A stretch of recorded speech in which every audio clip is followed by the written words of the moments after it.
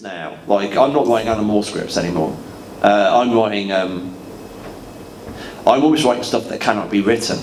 And I mean that in a kind of, like, you know what I mean? Literal, or definitely not drawn. As in, I'm writing amorphous conversations in terms of like, okay, we can try this and then this and this, or maybe we can go this way.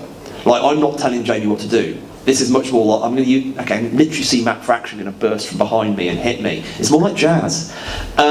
You know, as in my scripts are like really weird and open and like conversational and existing to be rewritten. Like, I write the script and then Jamie draws it and I will change significant things at lettering. And I will, that. And there's also a sense of the actual,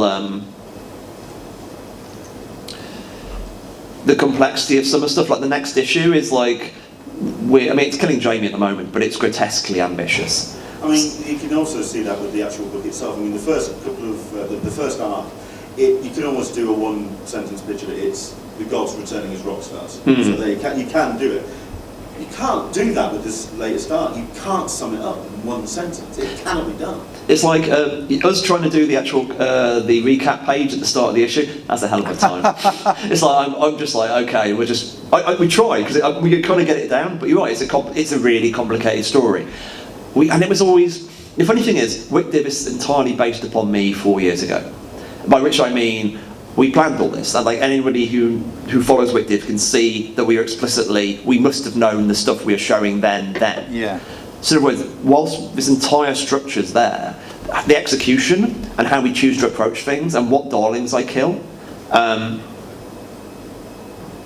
that's a kind of like, it's like there's a degree of character growth for me. By which I mean, there's some stuff. The hardest stuff is the same with Uber. Is the stuff I decided like 4 years ago or 10 years ago in the case of Uber, I just don't agree with anymore. Or I think, no, this is problematic in a way which I don't like. In which case, it's a question of like working out how I execute this in a way which I find more bearable. And there's things which, you know what I mean? As in like, the stuff, especially early phonogram, the stuff I did then, I find embarrassing and unforgivable now. Like, yeah, as in like, there's a degree of autobiography in like early phonogram, which is crass and dislikable, and I, hide more and more of it in fiction. And that's kind of, Wick Div is in a similar way in terms of like, I actually want to not go to the places I thought I wanted to go to. But yeah, I would say, generally speaking, I'm a much more fluid to the level of weirdness writer. As in, I no longer write pages. Like, I'm lying. I do pages, but when I'm writing an issue, I'm writing the whole issue. Like, I'm just doing, okay, I'll do a page. Exactly, yeah, exactly. I'm a page. It's more, you ever seen a 3D printer work? Yeah. I occasionally work like a 3D printer. Like, you do the whole thing, you go back and forward, and it eventually builds and performs the script. And it's not that my scripts are getting any smaller, but like, there are definitely a level of to it. In that, I clearly have a way that I think will work. But my openness to what Jamie may want to do with a page is considerable, I guess, and that's probably the main way. I think I'm kinder now. So? Is anything happening with the TV series of Working Not that I can talk about. It's like TV stuff is TV stuff. That's hard now. It's one of those things like, it's one of those things like TV stuff happens at TV time, and there's various like stuff that's happening and my agent will be speaking to me about it. But really, like, me and Jamie don't think about it very much. Mainly because I'm killing Jamie with scripts. It's one of those things that we just occasionally get calls from Hollywood people and we, have that. But you never know. Like, we're still kind of optimistic and there's still really interesting people like involved. You are Douglas Adams with your hitchhikers. 25 years, 30 years. That's the thing. It's like look at all the stuff. Imagine all the stuff that Neil's doing. When was that bought? It's like TV stuff works at TV time. It's there now, isn't it? And it'll always be there. Yeah.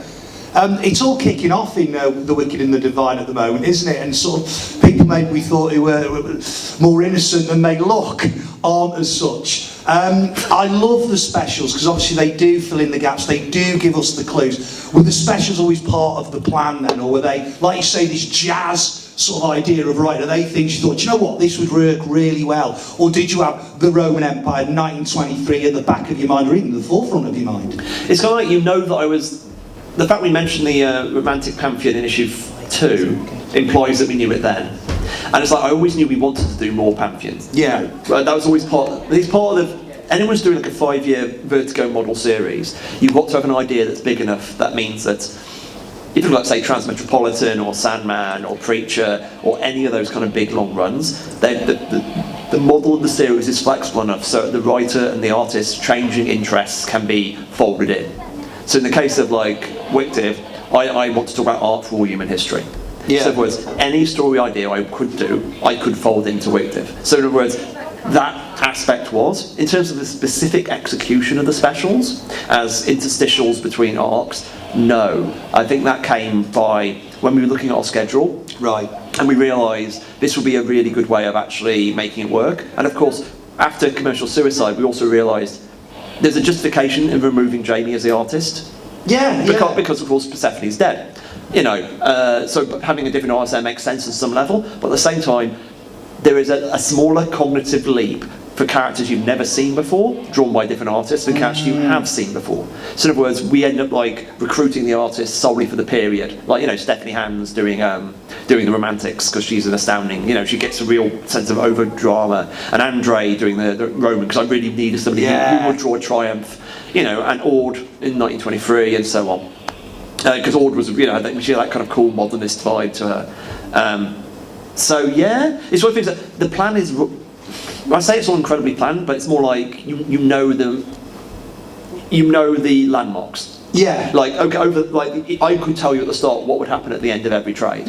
So these are the kind of the big narrative beats. Conversely, so much of like the detail and the routes between is complicated. I mean, like I knew all the characters' arcs. As in, this character's main problem is this. Their secret is this. And then, but when that comes out, this and this will happen. But I couldn't always tell you when those secrets would come to the boil. There's a secret about Baal in the current issue, and I was thinking that was probably Imperial phase. As in, there's stuff with Baphomet and Morrigan. I always thought that, like, there's this issue 37, which is their issue. I thought maybe that could have been issue 23. Okay. Like, you know, when I was like, I knew I had all the material, but how you choose to mix it, you know, that was the job, and that's why it's interesting, because if you plan it all at the start, it's just typing for 5 years, and that's no good either. So does music, I mean, you mentioned this sort of methodology of jazz writing, and of course you did the remix. Please stop saying jazz. No, okay, yeah, right, jazz hands. No, but music obviously influences your work, and I think it influences a lot of people, and I think it's really great that as a writer, you brought that to the forefront, I think. How does it influence, if at all still, the way you approach the wicked and the divine? It's how you think about stuff. I mean, it's like, I'm just obsessed by music, and I always have been. It's such an enormous emotive part of me. You're literally the only person who knows this is a band name, by the way, so I was very impressed last night. You're just a big fan. You're a big fan of North East New York. You know?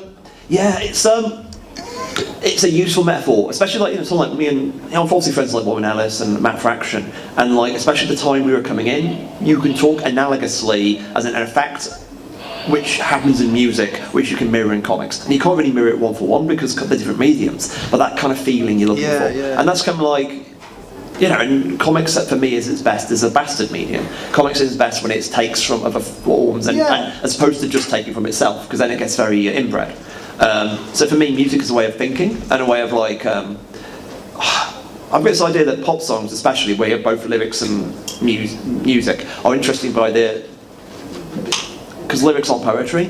How a lyric combines with a sound, combines with how it's sung, creates an actual meaning.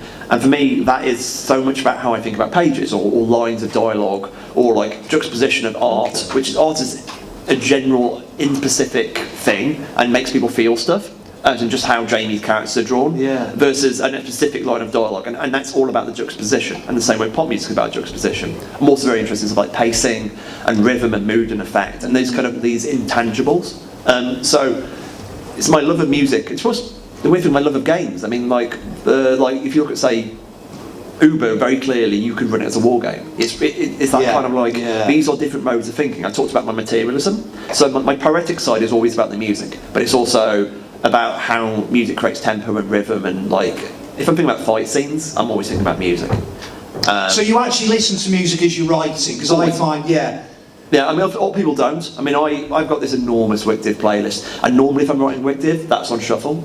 Okay. And I kind of use it as a tarot deck. Like, and occasionally I'm deliberately skipping through it because I want to hit a Morrigan song or a Baphomet song or whatever. But quite often it's just shuffling.